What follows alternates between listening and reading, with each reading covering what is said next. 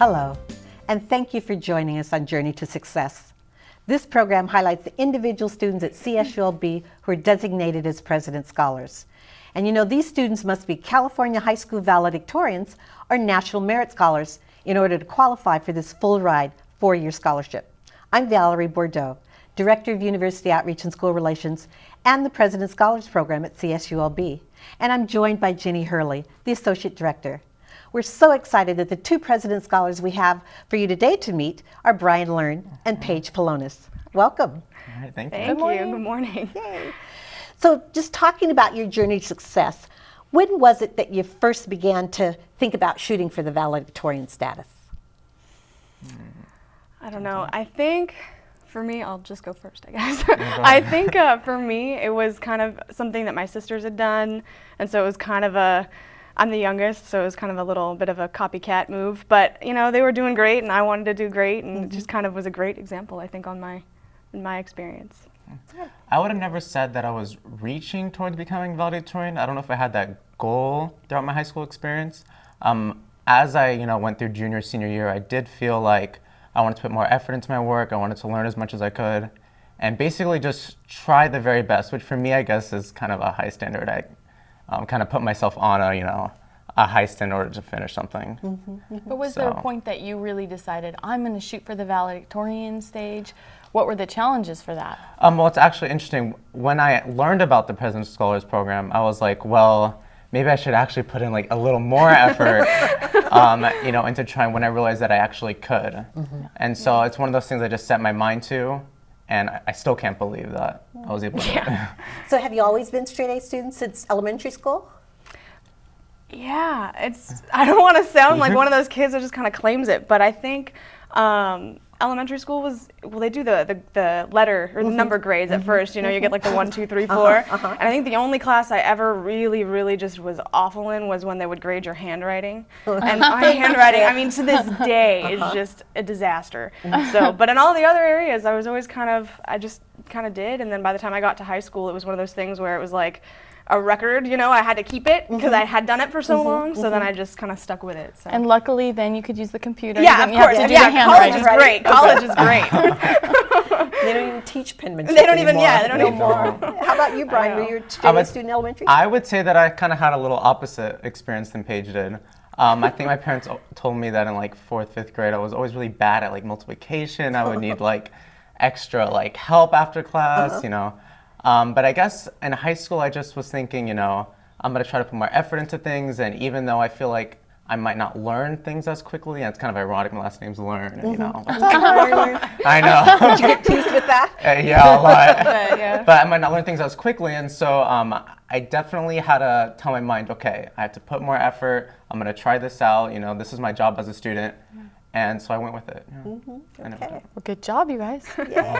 Thank you. So when did you first connect with your inner nerd? Oh my God. I don't know that I ever really fully admit it, but I think I blame everything on my sisters. I think because they came first and they kind of just carved out how I was going to be, and it was always. My family really gets excited about school supply shopping, and so that was always a big event. It was an adventure. We were going to Copy Mart or whatever it is. I don't know, the store. We would go. It was too exciting. We would go, and it was like we'd each have our own little basket, and we would kind of just pick our supplies. And I always picked the bright, obnoxious rulers that you could fold, and they were like rubbery, and I never got the normal supplies. And I think that kind of set me on this path of needing to have all of the tools and the gadgets. Right up front. Yeah. And do you still go school shopping? That's a big deal. School supply with your family? is a big deal. Yes. You still get the we calendarize it. We pen that in on calendar. Yeah, it's a big deal. I love the crayons. Yeah, you always had to have the box of 64 and the one with the sharpener in the back. It was a big deal. Brian, what about your inner nerd? Well, I guess you not embraced to it? blame my nerdom on my lovely father. I mean, he might be kind of upset when he sees this, but it'd be so annoying. I'd be sitting down, eating breakfast, and he'd sit next to me and have this like little notepads like realtors give you and something like that. He'll set that down and he'll draw like a circle and I'll be like, no, not today. because I knew it was probably like the circle represented like a sun or a moon, and I'd have to like learn about orbits and The stuff. circumference of Yes, and I'd sit there like as if I really wanted to know. But it's funny now that I look back on it now, I realize, wow, like he really made me interested in how things work and why people do things, and I think that really gave me a reason to do good in my studies and to basically embrace nerdiness. But it sounds like your families were both involved. Definitely. You're connected. I feel that is really important. Yeah, and it was never one of those things where my parents never sat me down and said, get A's. It was just kind of they wanted us to do our best, and we just did. So. Yeah. Now I want to know. I'm curious. So I know you guys are here. You're doing your thing. I would love to hear about what are your plans for the future. I know, Paige, you had the opportunity to do a great congressional internship. I did. And so what did that yield for you as far as where you're going next? Well, one of my goals has always been just to serve the country. My dad's very patriotic. We've always been big American flag people. We always, love the flag. So I'm pretty patriotic, and so I really like the idea of serving the country. I'm sorry, I am. I love America. Did you remember your first time voting? I did. I wore that sticker. I put it on my bulletin board, and it's still there. But yeah, it's a big deal. So I did get to do the congressional internship program with the Panetta Institute for Public Policy, and that was founded by former Secretary of Defense Leon Panetta, which was awesome. I got to meet him and learn from him, and that was kind of just the determining factor. I definitely want to kind of follow in his footsteps. I want to go to law school. I want to serve the country in the military, and I want to be a spy in the CIA. I think that would be pretty cool. The CIA? I was like, now when you were little and you were playing with dolls, were you like the CIA Barbie, or how did this come about?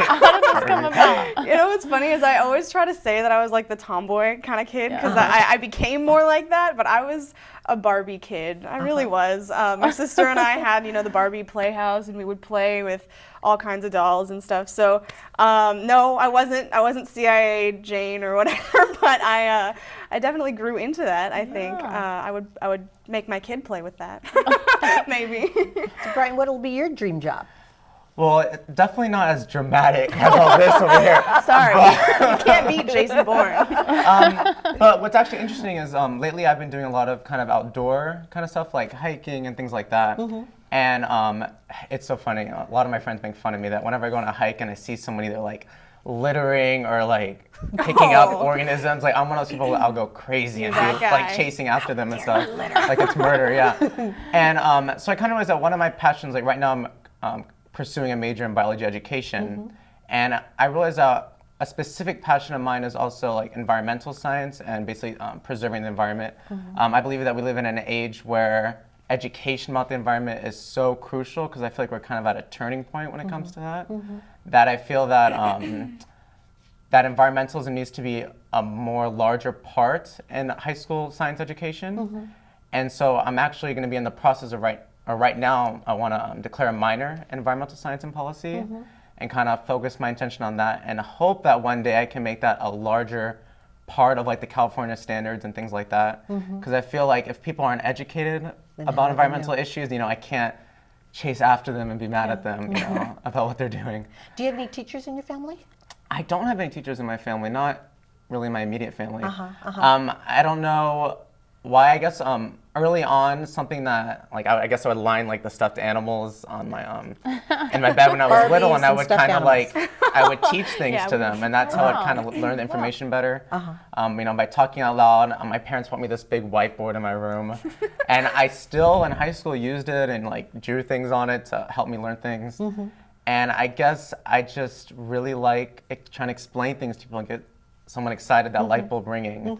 And so That's where it began.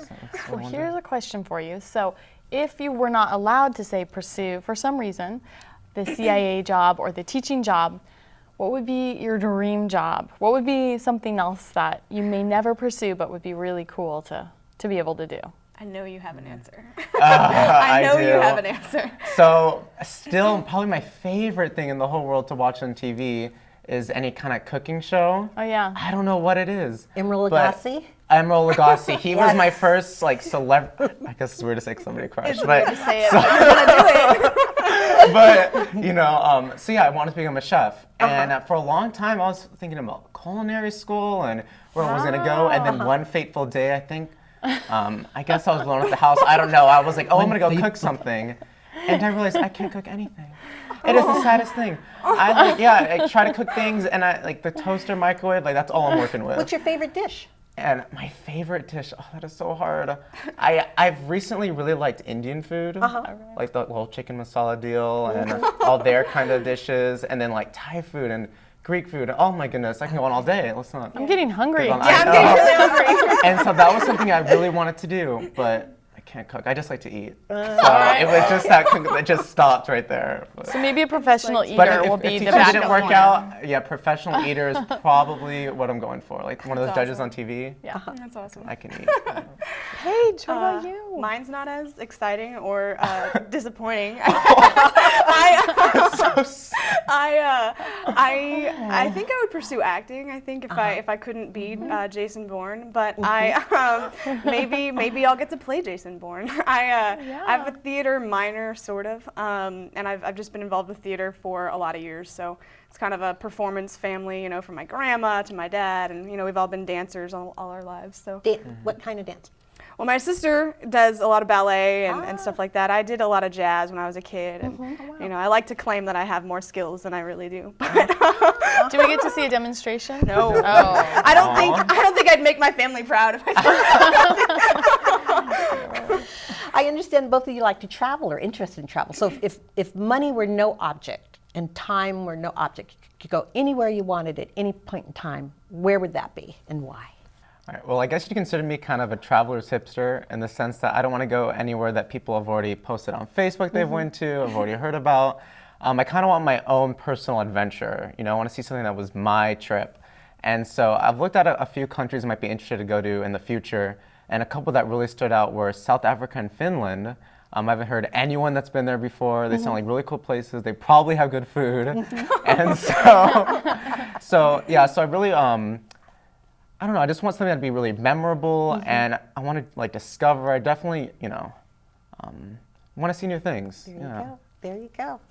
So Paige, we want to hear about your favorite place that you want to go in a little bit when we come back from the break. Okay. All the preparation, the training, it all comes down to this. To be a winning team, you have to work like a winning team. We have a job to do out here today. Some people think it's about muscle, but it's really about heart. A lot of heart. My team depends on me. And my team is 50,000 strong.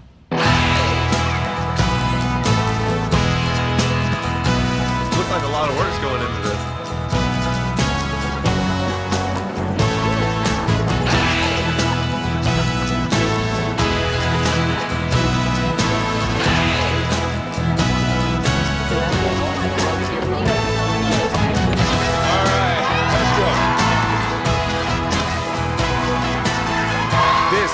What it feels like to be part of a team. A winning team. The action team. Get in on the action at actionteam.org. Are you in? You always made sure I brushed my teeth. You told me that smart was cool. You always told me to dream big. To all of those parents who took the time to make raising their children their most important job, we'd like to say, thank you. Thank you. From the bottom of my heart, thanks, Mom and Dad. This message is brought to you by the U.S. Air Force. Hello and welcome back to Journey to Success. I'm Valerie Bordeaux and this is Jennie Hurley, and we're talking today with Paige and Brian. Welcome back. Thanks, guys. All right.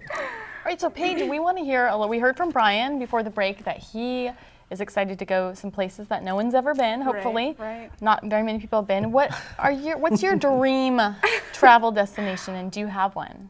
I don't know that I have just one place in mind. I think I would go anywhere and everywhere if I could, you know. I don't know if that's a great answer, but I think I've been, in California, and then I've been in Washington D.C. and I didn't really stop anywhere in the middle, so I haven't even seen that much of our country. So I kind of, if I can get a ticket, I'm going, kind of thing, So.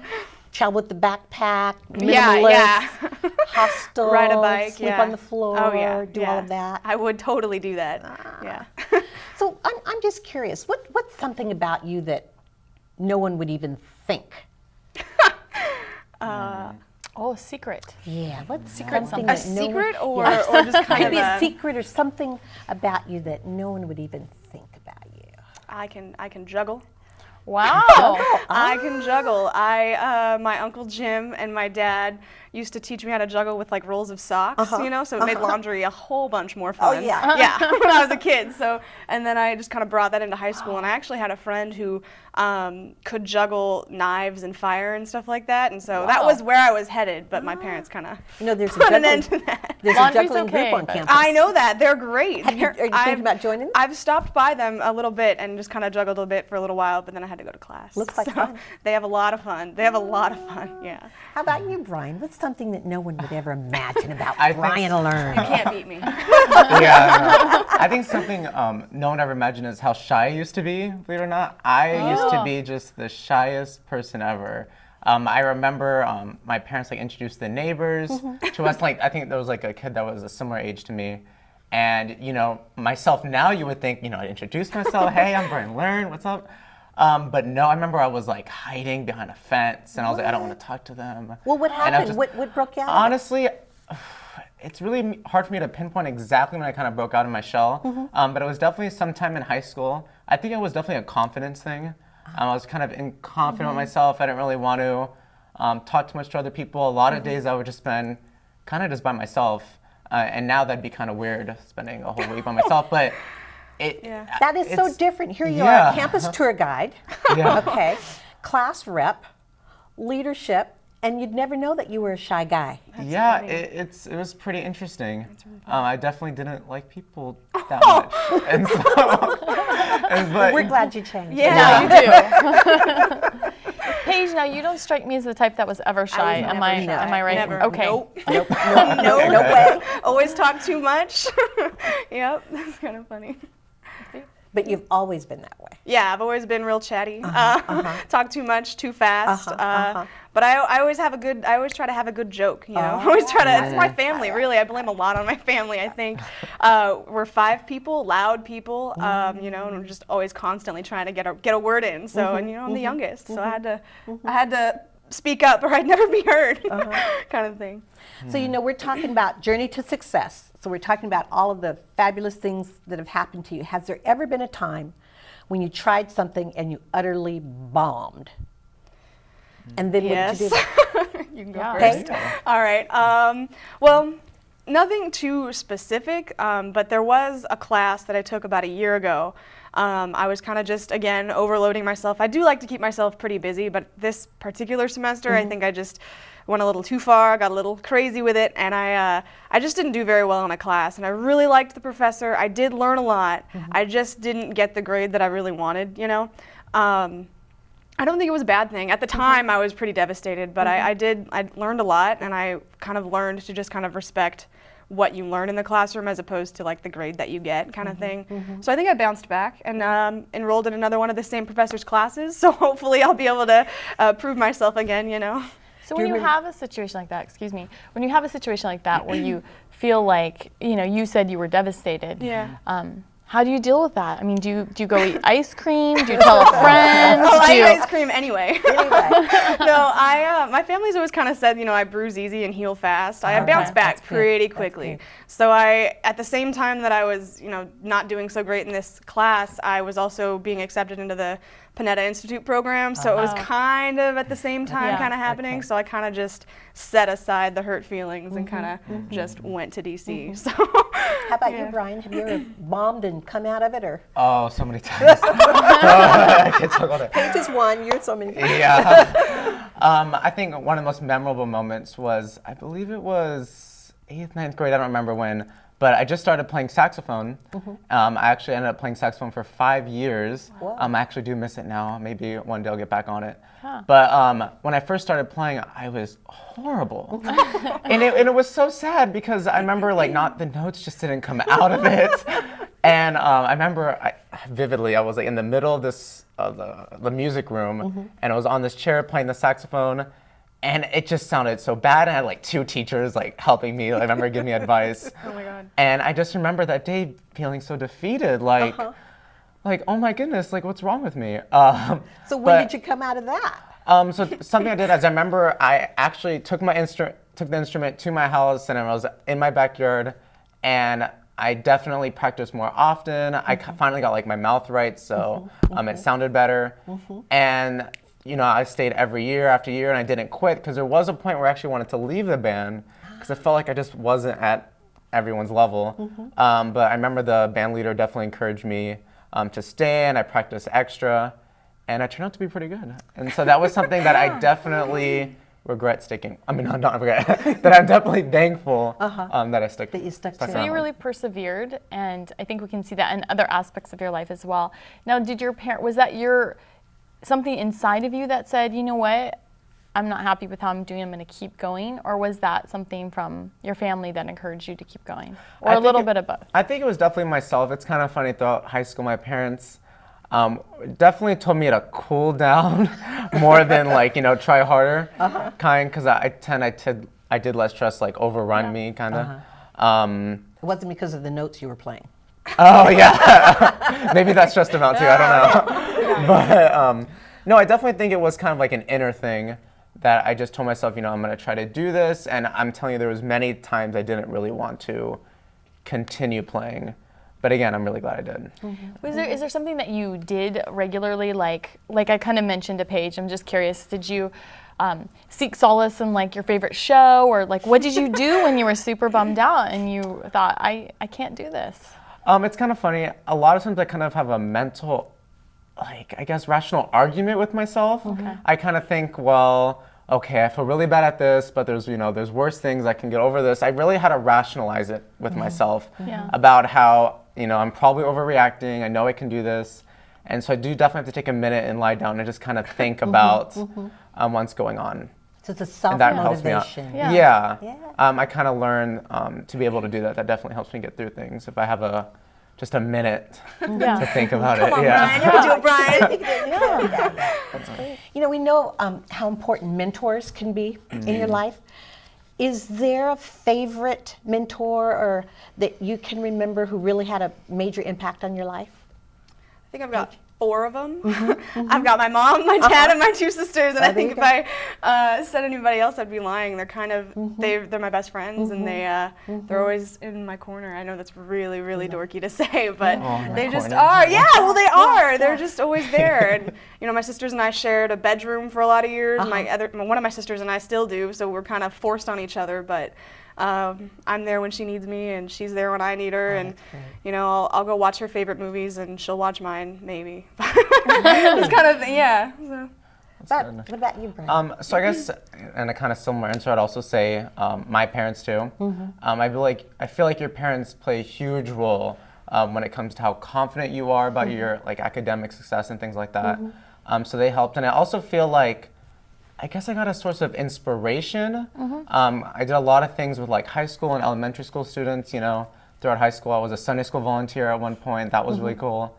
And I think through doing this stuff, I was kind of inspired that, wow, I can do this. I kind of gained confidence when I was kind of doing more things that would have traditionally been out of my comfort zone. Right. And especially when it came to applying for jobs and doing interviews and things like that. The more I did it, the more I was confident that I can do it. I feel like that really helped me out. And it sounds like as a teacher, you're hoping to be a mentor to other people. Exactly. As well. And now that I know that, I like the feeling of doing it, because I feel like all teachers, in a really selfish way, even though you're a public servant and you're teaching people, you definitely get this sort of I guess euphoria from helping other people. There's a good feeling that comes along with it.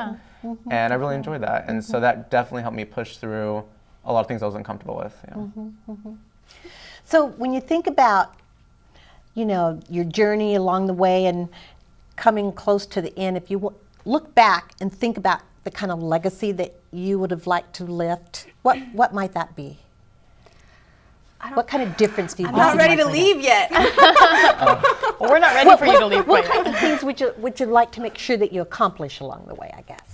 I think a sense of humor is kind of important. Like I said, I always try to have a good joke, a good opening line, a closing line. Keep that solid joke going. But I think if I can leave anything with anybody, I'd hope to just be able to share that kind of share a laugh. I think laughing is important, and maybe I laugh too much, like when I get stressed, and I just kind of joke it off, kind of thing. But I think that's always been kind of helpful for me to be able to just kind of joke my way through. So I don't know. Maybe I haven't been funny enough today. So I think you've done a good job. Great job. Did my best. Great job. What kind of difference would you like to make, Brian? I feel like by the time I leave college and enter the workforce and stuff, I definitely want to make some impact. Like, I feel like there are a lot of things that can be improved in the world. Obviously, everyone knows that. But I definitely don't want to just work around it and just kind of live my life. I definitely want to impact something along the way. Like on the books, like you changed this and it was better. And so, because otherwise, what's the point? Yeah. And so I'm already having that mindset now, and I feel like that's really positive that I'm doing these studies into actually approving something and not simply for money or other things like that, because that's very temporary. And also I would agree with Paige about humor. I feel like a lot of people just need to loosen up a little bit. Some people, because even though I can be stressed out a lot, like me, I can be pretty obnoxious and stuff, and occasionally I encourage that. Occasionally I encourage that. I feel like life is too short to always be so conservative on your actions with like other people and all these different things. So you really want to encourage people to enjoy their time, like the time you have off. Go see something. Stop watching TV. Let's drive somewhere. And so I definitely encourage that too. Yeah, that's great. So we're coming to the end of the segment, but if you had one thing that you'd like to share, just one brief thing that you'd like to share with an upcoming student who's wanting to be successful, like you, wanting to enjoy life, wanting to make the most, what would you say that might be? I think I would say, if you have the opportunity to let someone else answer a question first, then do it. That's definitely what I've learned. Good moves, Brian. Good moves. Brian, any? Oh, you're asking me the question? It's your turn now. That was my answer. That was my answer. Confused. Oh, you're so quirky. Okay, fine. All right. I guess you're going to be brief on that. We're going to wrap it up. Okay. So if I were to say one thing, it would probably be to definitely not get stressed out about the people around you. I feel like people are so focused about what people are doing. Try your best. Advice. You can do it. That's great advice. Okay. Let someone else answer the question first and don't get stressed out. Thanks for joining us on Journey to Success. You.